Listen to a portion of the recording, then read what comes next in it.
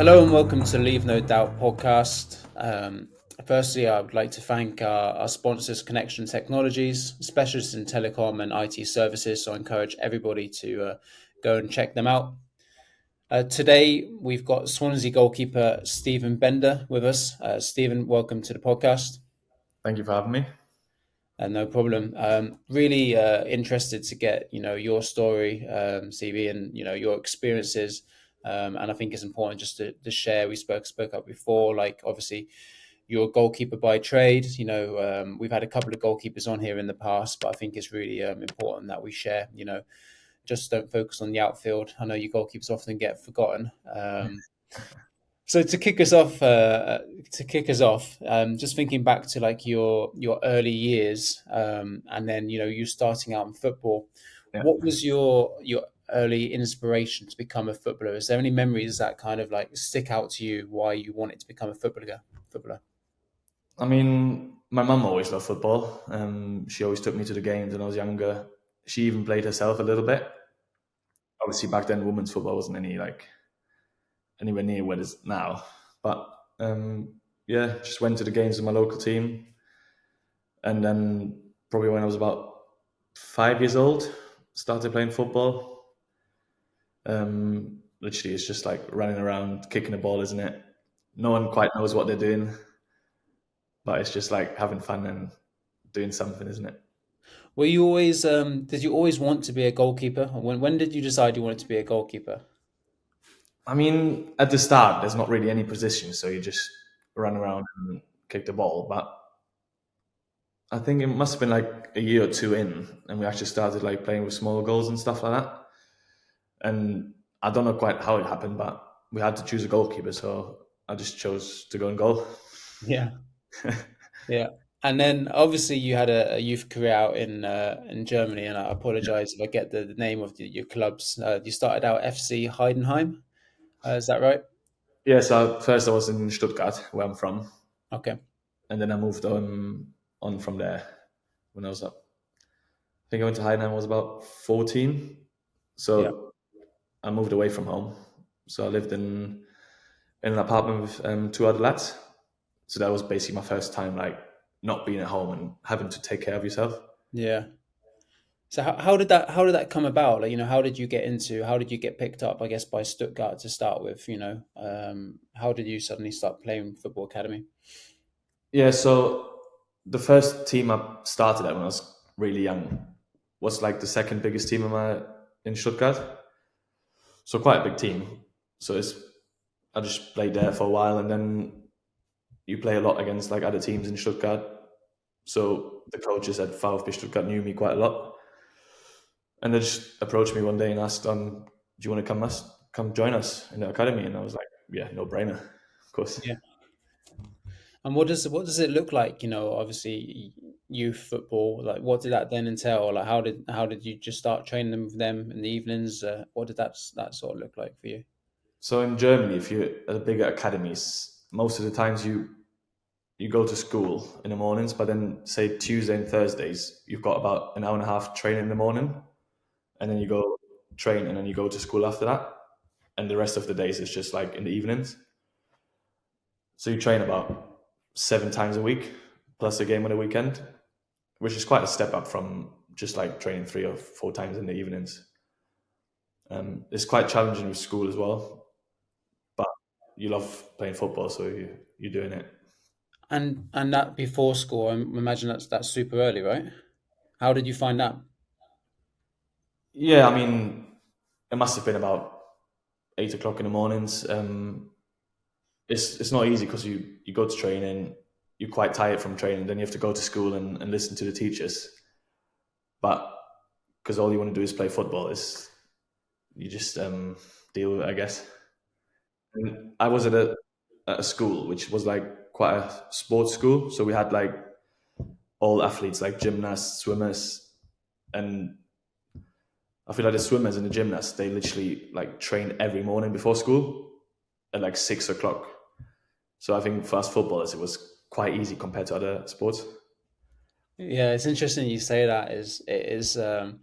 I guess when you compare yourself to what other people are going through, or like what the norm just becomes the norm sort of thing. And I can definitely vouch for that. Like swimming being Yeah, a crazy sport in terms of their every morning, every afternoon.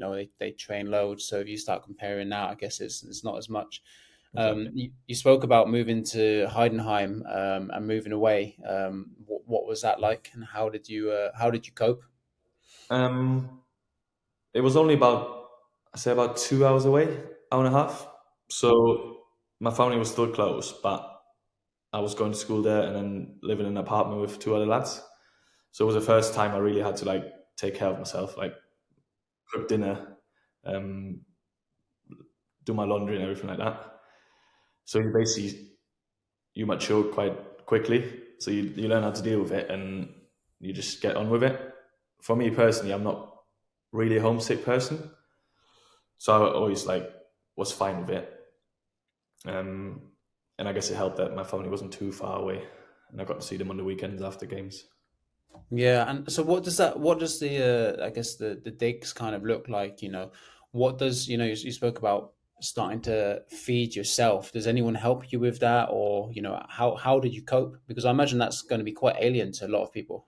Yeah, so it was like there was a couple houses in the block, and there was like probably like two or three apartments in each house, and with like three lads each. And then there was also like a kind of like a clubhouse where you can like get dinner some nights, hang out as well. But Yeah. then other nights you have to do it yourself. So what we did was just like buy some food basically, and like just one of the lads cooking, and the rest like clean up and stuff like that, and then just change every night. Yeah, okay. So Pretty easy, sharing the task and the yeah, responsibilities. exactly. And then I think at the start it was like when one of our parents came over, like just showing us like basic things like to do and stuff like that, how to Mm. cook and like clean and like that. Did you have any like go-to meals when it was your turn? To be fair, it was probably most of the times, them 2 minute rice you put in the microwave Yeah. and then cook a quick chicken and then maybe some broccoli in the steamer or something. That's quite like a healthy and like a sport specific, I guess, meal, isn't it? Like a Oh protein. yeah, it's healthy and it's quick. So Yeah. And were you educated on the value of nutrition? I can imagine lots of teenage boys wanting to go out there and, buy McDonald's, or, were you educated on the value of having good nutrition, or is it something, you just naturally did? um, I think there was someone at the club like who gave us like kind of like a sheet with healthy foods like proteins and stuff like that. Mm. But then I guess no one's really there to check on it, so you can basically do what you want. And I Yeah. guess it depends on the player because there was obviously guys like going out like getting McDonald's and whatever. Yeah. And so your time obviously within the academies in Germany, was there what was the training like, or was there any coaches that really impacted your early development? When I was in Germany, there wasn't a lot of focus on gym, so all we really did was train on the pitch, focus on the technique, foot speed, and stuff like that. Yeah. So my technique was really good and high quality when I was in Germany because that's like literally all you do in training is like focus on the technique. Mm. Um, And what does that what kind of things does that look like? You speak about technique, and yeah, probably, that's quite alien to me, and it might be alien to people. But yeah. what does like what sort of things like is technique? So basically, you've got a goalkeeping coach, and you train with him, and it's like how do you attack the ball? Like you go into the ball. Um, how do you get down quickly? How do you move your feet to then step into the ball and stuff like that? Yeah. So it's just quite a bit of like focus on that. Yeah, your I guess your goalkeeper specific movements, and how to move around the goal. Yeah, Um, and then obviously, I say obviously, but you're at Swansea now, so you moved from Germany, from obviously the club set up in Germany, over to Swansea. yeah, Am I right in saying you were 18? Were you 18 when you moved? Yeah, that's right. Yeah. 18, so young. How and to move abroad as well? Like, how did that come about?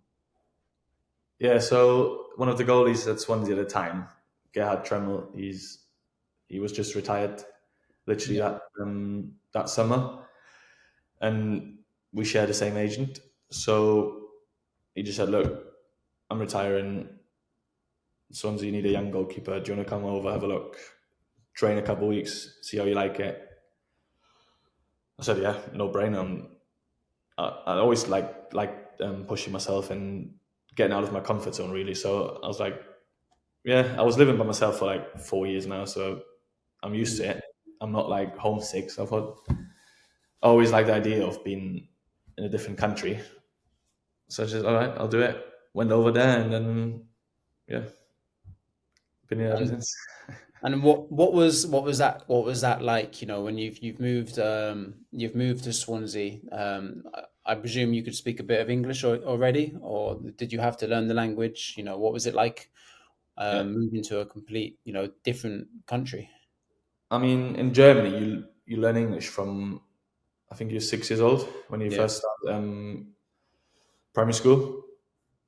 So there's a lot of focus like on learning English in Germany. So I could speak it, I could understand it. The only issue I had was when I came here, everyone was speaking really fast, and it was quite like a Welsh accent. yeah, So it was quite difficult to understand people. But then after a couple of weeks, like months, you get used to it, and you know what everyone's saying. yeah.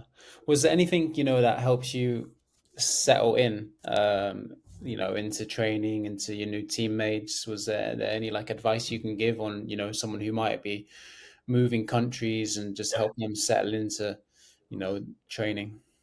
I mean, the goalie was here before.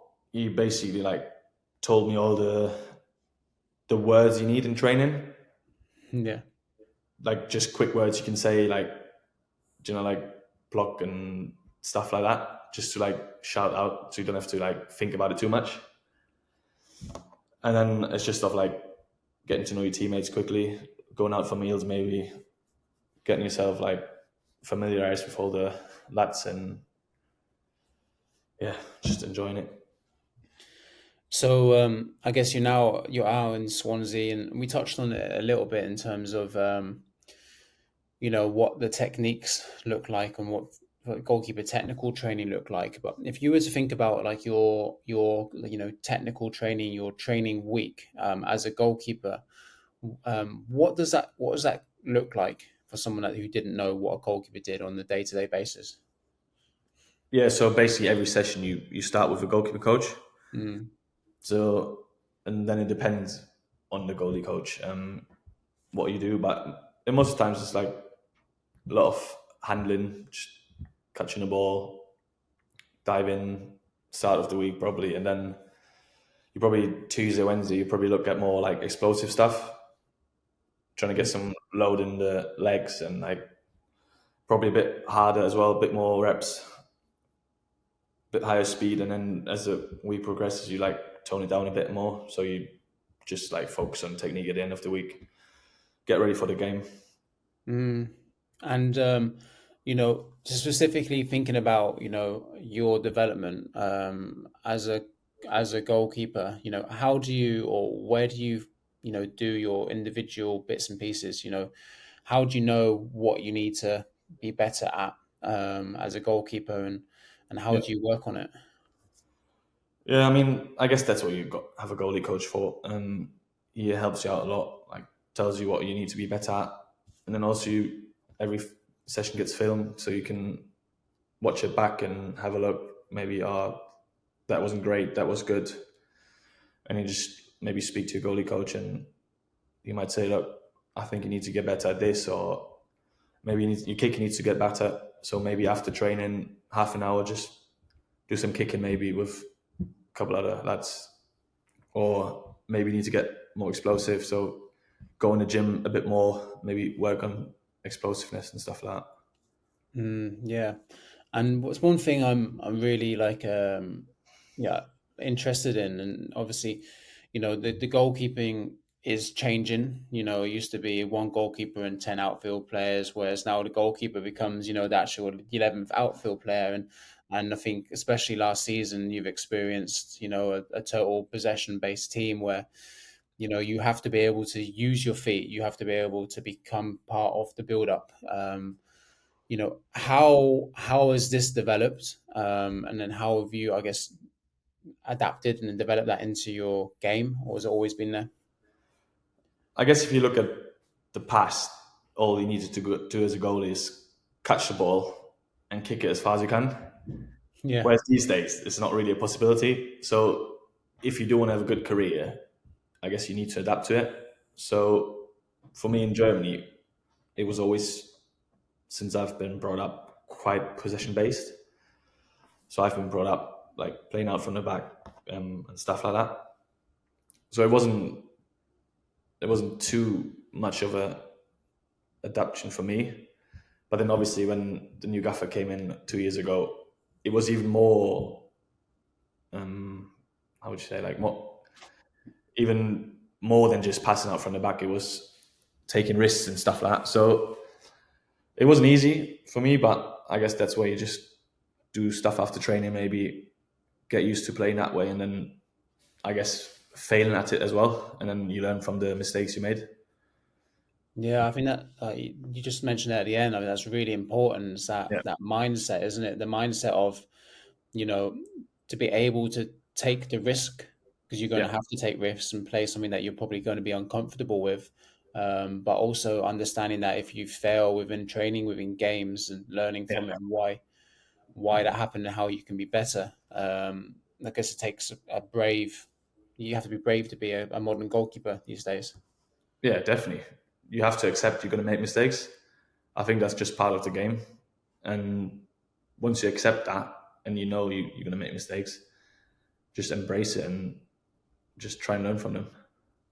And how, you see it more and more, like your integration into sessions, has that kind of changed? Is there more of a focus from you as a goalkeeper in the actual outfield sessions?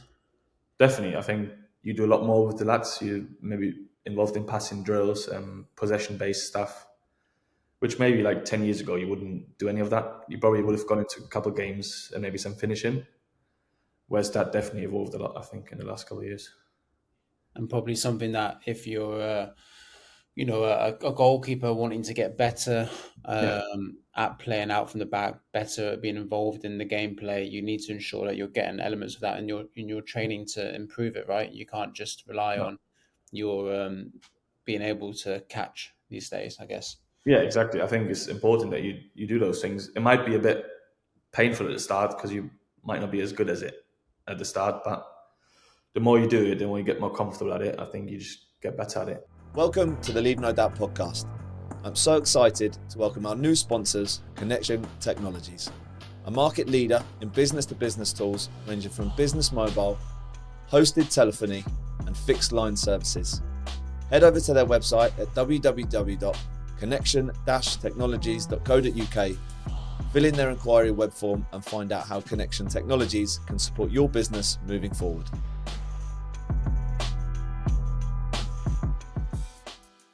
I've got here like conditioning. So we always think about outfield players. Obviously, they got to run around a lot, so it's going to be really important for them to do fitness and Yeah, aerobically fit.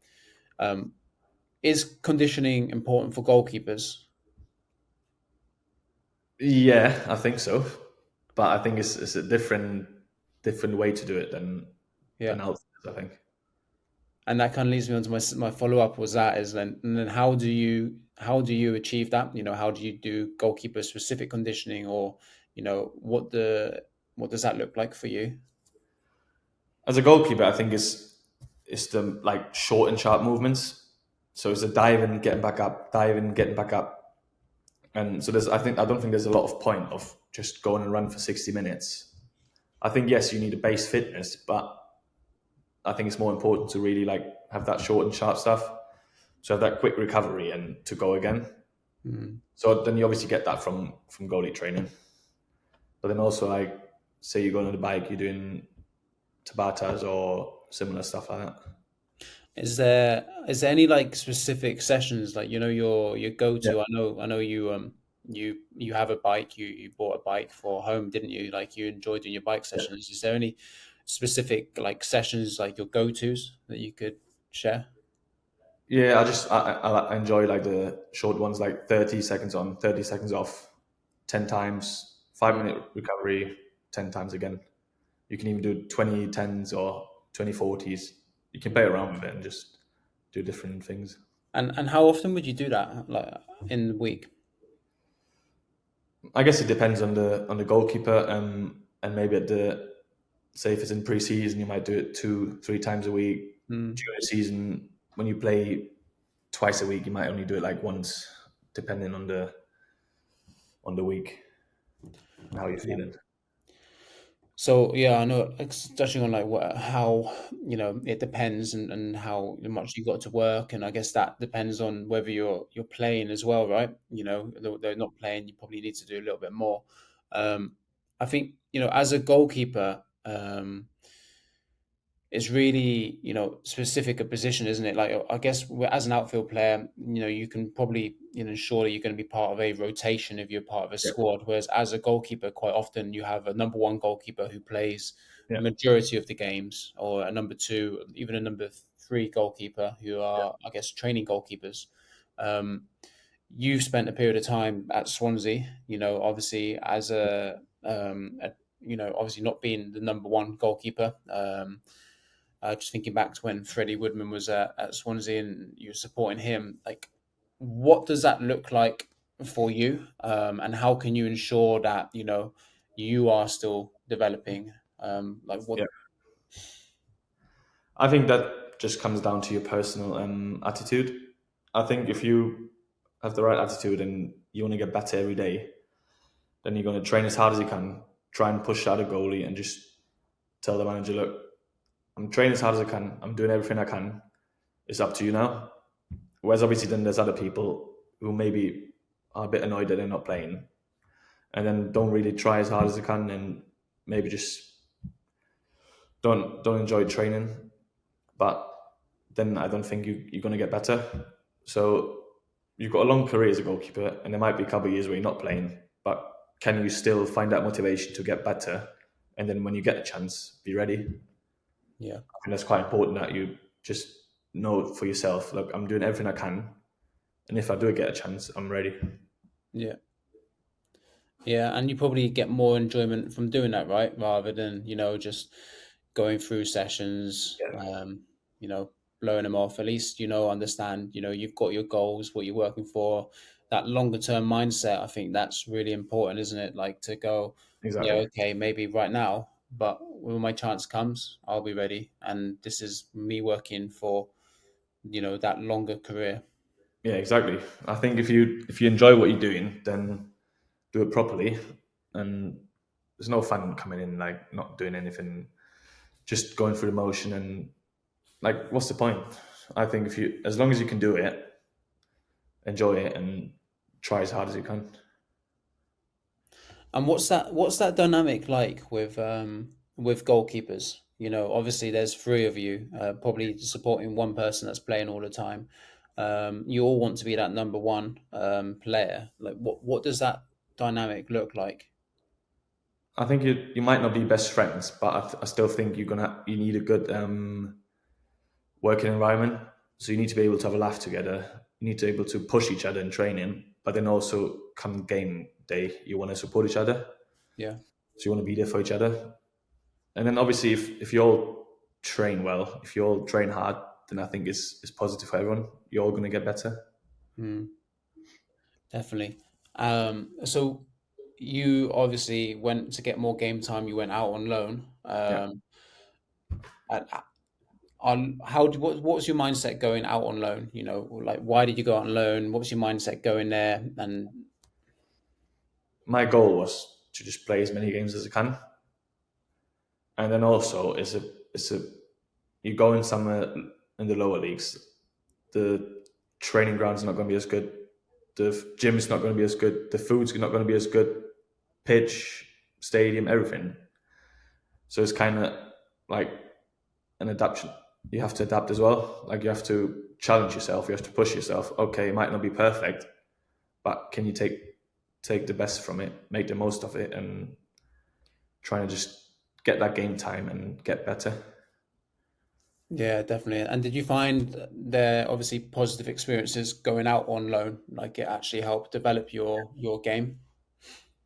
Yeah, I think especially for young keepers, it's so important. Like get out of your comfort zone, go somewhere else, play games, and just trying to develop as a player and as a person as well.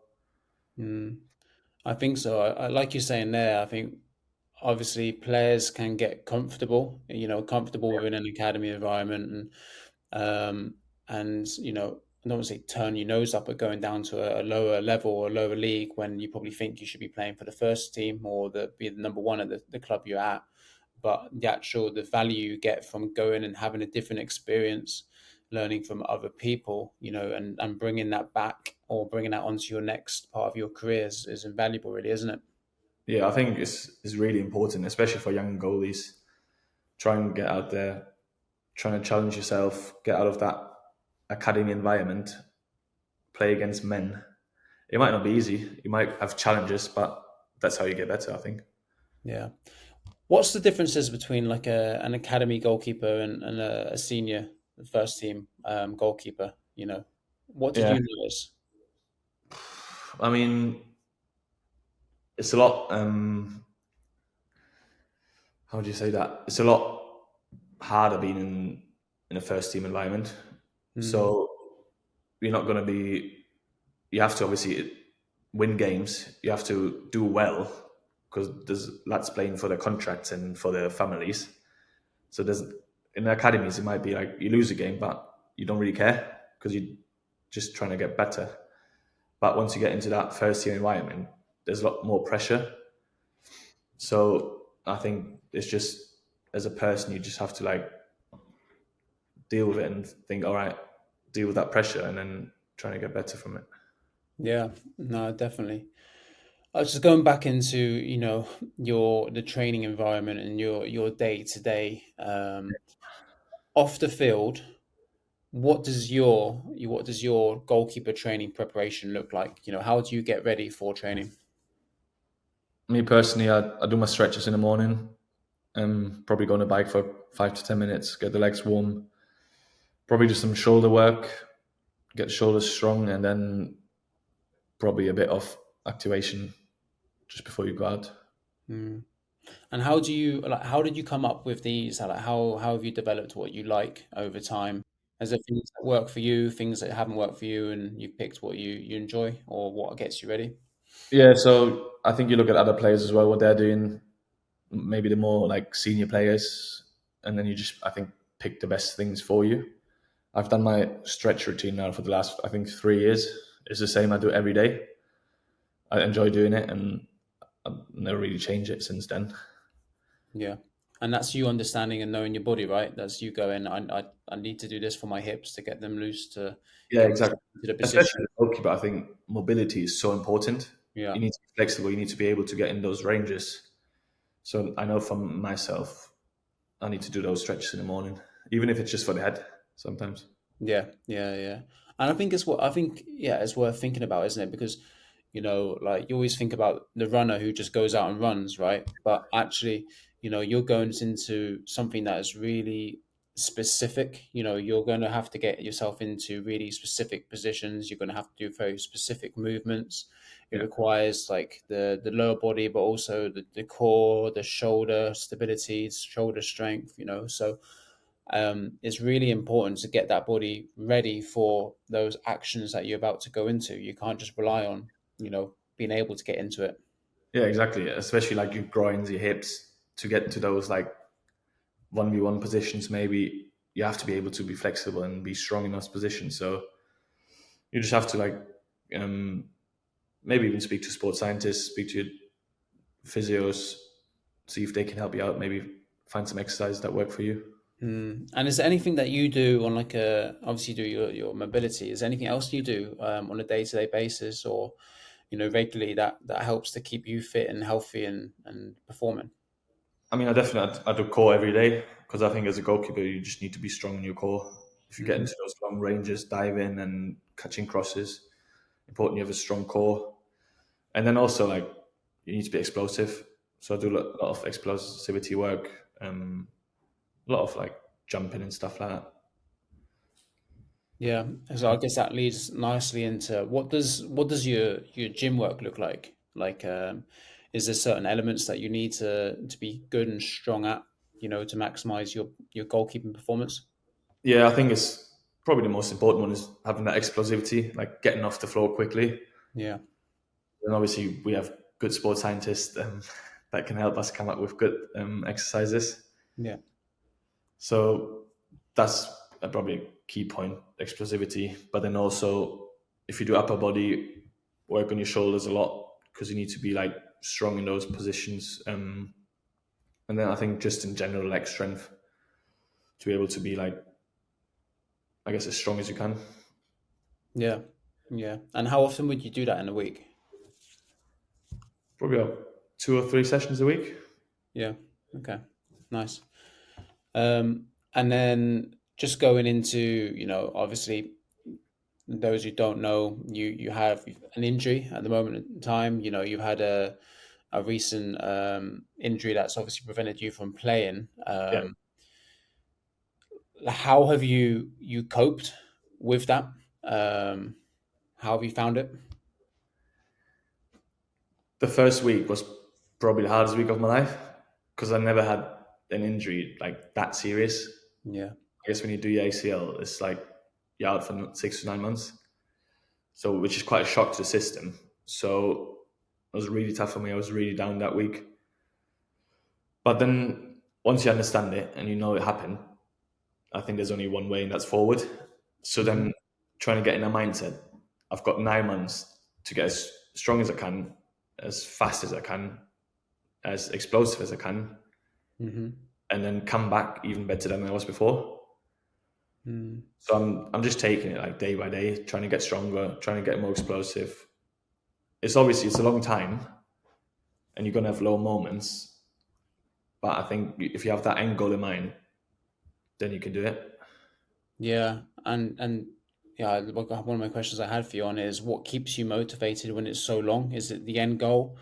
Is it that day to day, mindset is I'm going to come in and do this day? Yeah. So for me, I want to get better every day. So I know that it's only going to be a certain amount of time. So I might as well go as hard as I can, trying to get even stronger than I was before, and then hopefully I can come back even better. Yeah, brilliant. I mean, that's a fantastic mindset to have, and I've definitely seen people who, will look at an injury with the blame, the feel sorry for themselves, want other people to fix them versus the mindset of, what I'm gonna, yeah, it's not great this has happened. And this is obviously a difficult mindset to have, right? But it's not great this has happened, but I'm gonna make sure that I come back stronger. I'm gonna, really drive myself, push myself. And, I quite often I think you see players where, they come back a better version of themselves from having that period. And it's because they've had time to focus on different aspects, probably done more gym work, probably done more conditioning Yeah. work, probably pushed themselves in different places which they've not been used to from just playing, the game of football all the time. Yeah. Yeah, exactly. If you have that injury, you're obviously not going to be playing every week. So you've got a lot more time to do gym. Yeah. Like you can maybe get 5 good sessions in a week. Try and push yourself as hard as you can, and you don't have to make sure you're ready for a game on Saturdays. So if you Yeah. use that time, you can get a lot better than you are before. So I know you've got like great physiotherapists and support down in Swansea, and I know they push you really hard. What Yeah, does for the audience? What does your week look like when returning from injury? Because it's pretty full on, right? yeah, definitely. I mean, now I'm back on the pitch as well, so I've got a couple of pitch sessions a week with the goalie coach. You've got different gym days, so you've got maybe a more explosive day. You've got one heavy strength session, then you've got an upper session, and then maybe a bit more ISO session. Mm-hmm. So it's not like every day looks the same. You've got different things to look forward to and different things to work on, so you don't get bored, I'd say. And then the physios obviously doing a great job coming up with all the programs and different exercises you can do. And then I imagine you're doing, on top of all that gym work and your pitch based, you have your conditioning work that you've had to maintain. Yeah. And Yeah. then I do treatment sessions. my runs maybe sometimes as well on the treadmill. Yeah. Then you get the treatment on it. So you do a lot in a day basically. Yeah, and obviously the recovery sessions that you need to do for your knee as well, and just your body. So, it actually becomes a 9 to 5, doesn't it? Or if actually, you're in there and just working on all these different aspects. How do you, at the end of the day, you're a footballer. You're a goalkeeper. How do you keep yourself in touch with that aspect of it? Is there anything you do to, just keep you in the mindset, keep yourself working? Maybe you're not able to play the game, but still you're able to, do certain bits. Yeah, the first couple of months are the hardest because you literally just in the gym, and then you see the lads training outside, and you think, oh, I just want to be out there. Yeah. So what you can do is like little bits in the gym, maybe hit a couple of volleys that you can catch, so you just have a bit of feeling of catching a ball. But then once you get closer, then you start going on the pitch, maybe building it up. And it's not easy. It's a long time, but you just have to keep in mind that you get there one time, and then it's all worth it. Yeah, brilliant. I think that's really, really quite insightful to, the work that goes on behind an injury if you want to come back, obviously better than you were before. Just thinking more specifically, you've had some great goalkeeping coaches over your time. Has there been any key figures in your career, or any, like, I guess, advice from anybody that's really helped shaped the player that you've become or becoming? Yeah, all my goalie coaches so far have been completely different to each other. So I think for me, it's like listening to everyone and then taking something away from everyone. So they all got different ideas. So I'm looking at that and see, oh, what can I take from them? So I think it's being open to different ideas and just taking everything in. Yeah.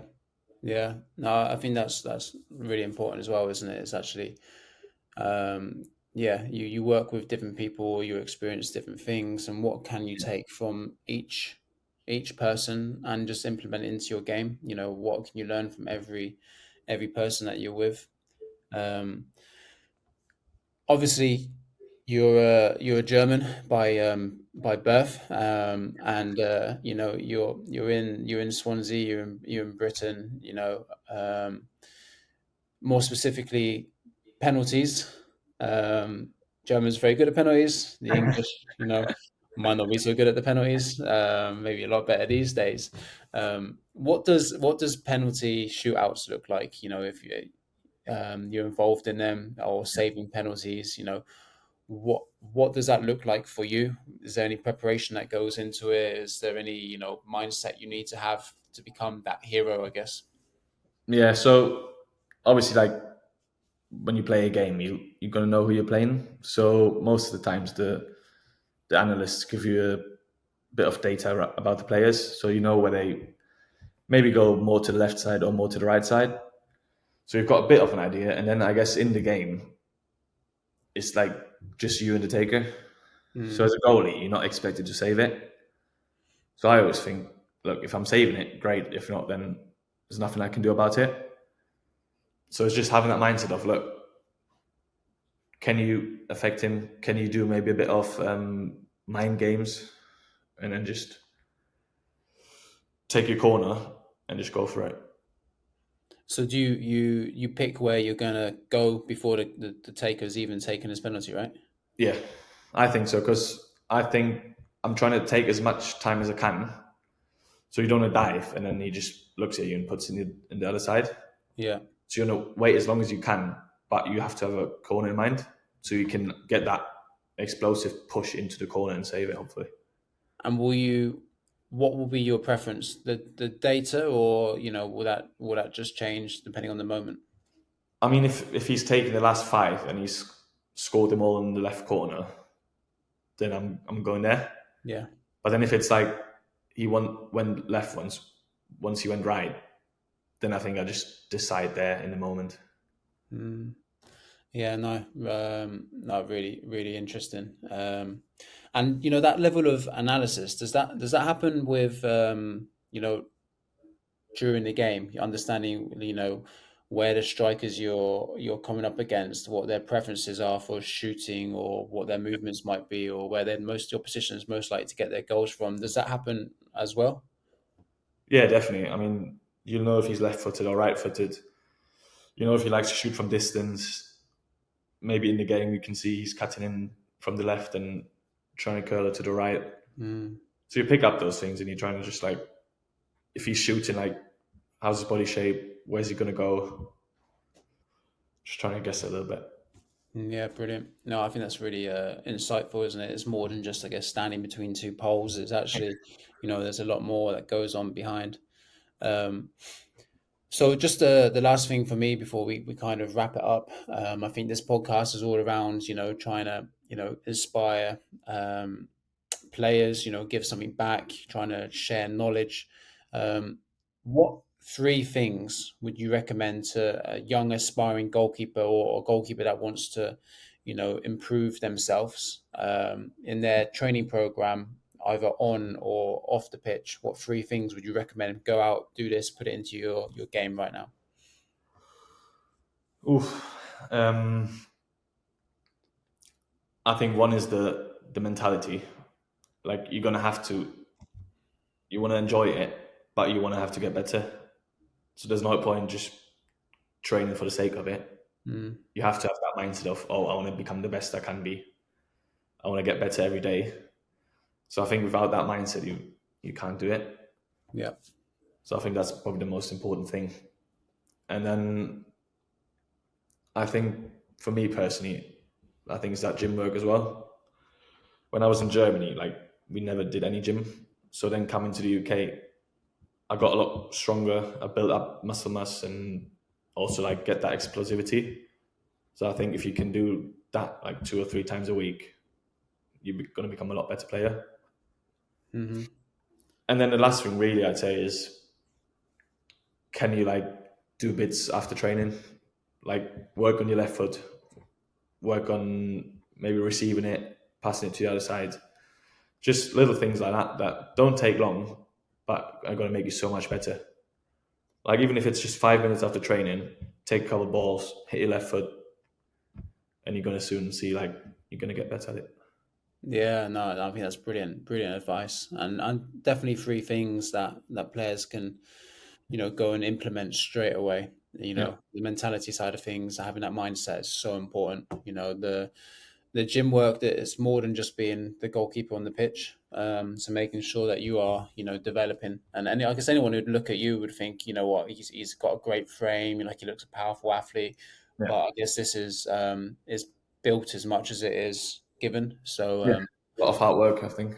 yeah, and I mean that's testament to yourself, but also shows what it takes, and then like you say, that mindset of or just knowing that you want to get better every day. So those little extra bits that you need to do to work on, like they always say, it's your strengths that get you in the team. So you need to make sure you're strong at your strengths, but it's your weaknesses that will get you back out of the team. So making sure you understand what you're good at, and what you're not so good at, and you're training appropriately as well.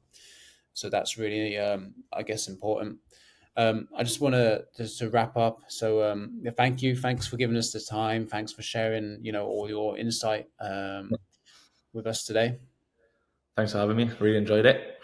That's brilliant. And thank you once again to Connection Technologies for sponsoring this podcast. And thank you. See you later.